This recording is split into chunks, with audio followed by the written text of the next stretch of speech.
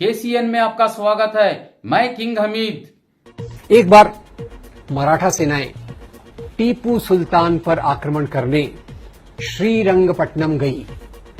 मराठा सेनाएं कौन से धर्म की? हिंदू। टीपू सुल्तान मुसलमान। अब ये सेनाएं गई, दोनों में लड़ाई हुई और ये लड़ाई बिना हार जीत के फैसले के समाप्त हो गई। ये बिना हार जीत के फैसले के समाप्त होने को क्रिकेट में क्या कहते हैं? टाई होना या ड्रॉ होना। लड़ाई ड्रॉ हो गई। मराठा सेनाएं वापस आ रही, बड़ी गुस्से में है कि हम आए तो थे टीपू सुल्तान को हराने, टीपू सुल्तान को हम हरा नहीं पाए।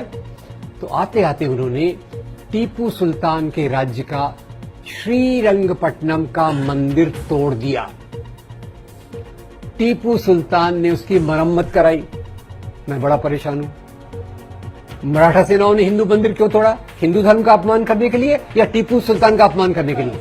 टीपू सुल्तान का। और टीपू सुल्तान ने मंदिर की रिपेयर क्यों कराई? हिंदू धर्म का उठाने के लिए या प्रजा की भावनाओं का आदर करने के लिए? एक तरफ हिंदू राजा, एक तरफ मुसलमान राजा, दोनों आपस में लड़ते रहते थे। ऐसा हमको एक चित्रण किया जाता है। और इसीलिए अभी आजकल आपके शहर में, जिन लोगों का भी दिल्ली शहर है, अपनी राजधानी में एक और रोड का नाम बदलने की कोशिश हो रही है। कौन सा है वो? अकबर।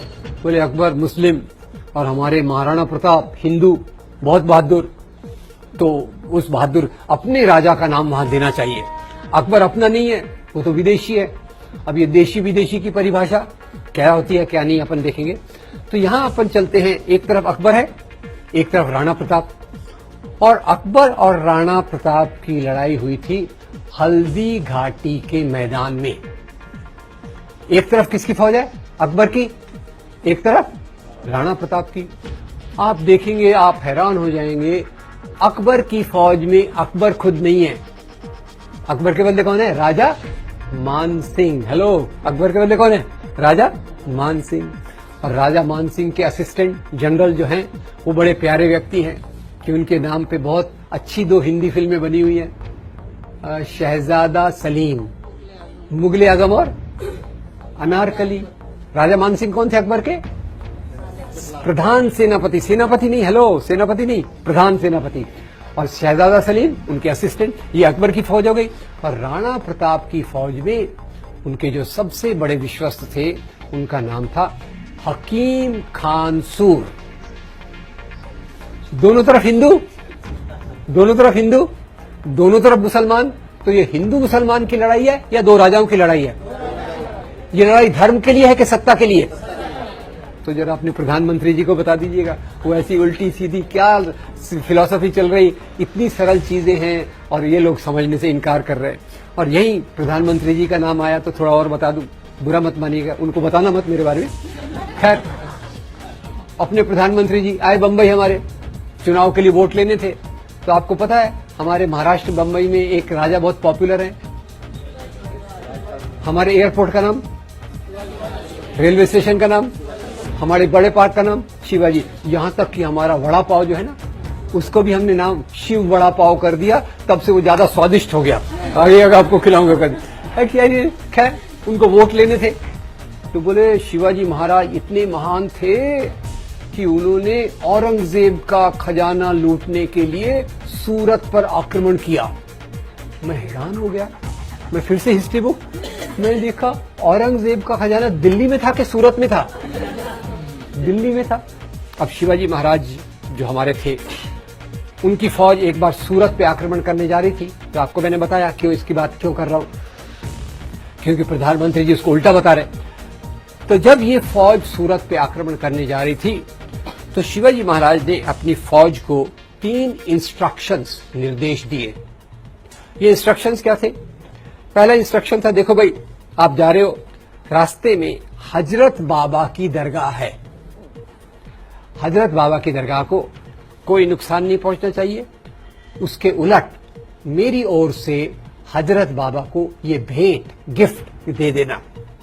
नंबर 2, इसी सूरत में फादर एम्ब्रोस पिंटो का एक आश्रम है। फादर एम्ब्रोस पिंटो के आश्रम को कोई नुकसान नहीं होना चाहिए। नंबर 3, जब आप लूटमार कर रहे हो, अगर आपके हाथ पे किसी दूसरे धर्म के मानने वाले की पवित्र पुस्तक, अपन ने पवित्र पुस्तकें देखी, अगर दूसरे धर्म के मानने वाले की पवित्र पुस्तक आ गई तो उसका अपमान मत करो, पूरे आदर के साथ उसको उस धर्म के मानने वाले को दे दीजिए। तो ये हमारे शिवाजी महाराज, और यही शिवाजी महाराज जिनको आज हिंदू धर्म के नाम पे उछाला जाता है। आपको बता दूं, शिवाजी महाराज की फौज में 12 सेनापति थे जो मुसलमान थे। तो धर्मस्थल क्यों तोड़े गए? धर्म के लिए या सत्ता संपत्ति के लिए? राजाओं में झगड़े क्यों होते थे? धर्म के लिए, सत्ता संपत्ति के लिए? ये कितनी बेसिक बात है, पर इसके ऊपर हमारा कंफ्यूजन कितना होता है, इसको आप देखिए। और जैसे मैंने शिवाजी के बारे में बात की, अकबर के बारे में बात की, ये एक उदाहरण है। टीपू सुल्तान के बारे में भी अगर आप देखेंगे तो टीपू सुल्तान दक्षिण का एक बड़ा राजा था। वास्तव में by the way, Tipu Sultan Bharat का एक ही राजा है जो अंग्रेजों के खिलाफ लड़ाई करते हुए मारा गया, और कोई राजा नहीं मारा गया। क्रांति तो खैर 1857 की देखी, पर उसने अंग्रेजों के खिलाफ लड़ाई की, हिम्मत से की। नंबर 2, टीपू सुल्तान का जो सचिव था वजीर आलम और जो उसका कमांडर इन चीफ, दोनों हिंदू थे। तो इसमें हिंदू मुसलमान का मामला कि हिंदू अच्छे मुसलमान खराब, मुसलमान खराब मुसलमान अच्छे हिंदू खराब, ये जो देखने का तरीका है, इससे हमारे दिमाग में एक जहर फैल जाता है। तीसरी बात मैं एक पूछना चाहता हूं, मान लो, अब ये हाइपोथेटिकल ये बस सच नहीं है, मान लो औरंगजेब ने हिंदुओं पे कोई अत्याचार किए, तो उसका बदला आज के मुसलमानों से लेना चाहिए क्या? इतिहास की बातों का बदला आज ले सकते हैं क्या? चलिए यहां पे एक मजेदार आपको एक बात बता देता हूं। मैं क्योंकि लोगों से पूछता रहता हूं, एक मीटिंग में मैं गया तो मैंने कहा, भाई देखो बताओ, इतिहास की बातों का बदला आज ले सकते क्या? यही औरंगजेब और मुसलमानों की बात चल रही थी। तो एक दोस्त खड़े हो गए, छाती को 3 इंच बाहर फुलाया, बोले इतिहास की बातों को बदला ले सकते क्या? हम लेंगे। मैं एकदम डर गया। मैंने कहा यार इसका क्या जवाब हो सकता है? तो अचानक मेरे दिमाग में एक बात आई। मैंने कहा यार देखो, मैं एक जगह गया था, मैंने दोस्त को बोला, मैंने कहा आपको पता होगा पहले पति के मरने के बाद स्त्रियों को जलाया जाता था, क्या कहा जाता था? सती। मैंने कहा मैंने सुना है कुछ औरतें साथ में आ रही हैं और वो बोल रही है हम इतिहास की बात का बदला लेंगे। क्या करेंगे हम क्या करेंगे? हम सत्ता प्रथा चालू करेंगे।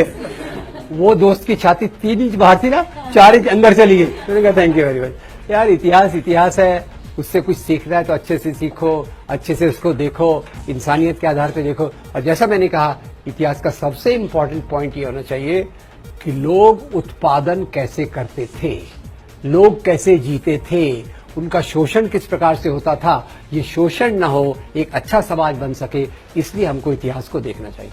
तो मध्ययुगीन काल को एक अंधकार का युग करके अंग्रेजों ने भी प्रस्तुत किया, हिंदू राष्ट्रवादी भी वैसा कर रहे हैं। तो this period was also a period of interaction of Hindus and Muslims, Hinduism and Islam, and different type of cultures flourished in this period. So this medieval period, the first point we must know that this was not a period of nation state. और nationalism चालू कब होता है? Nationalism Bharat में चालू होता है अंग्रेजों के आने के बाद। अंग्रेजों के आने के बाद पहले क्या था? नेशन स्टेट था या राजाशाही थी? राजाशाही। तो राजाशाही, और उसके पहले भी अब जाके देखेंगे क्या क्या था। तो this whole debate which is going on today is a totally on the false ground. Nation state is a modern phenomenal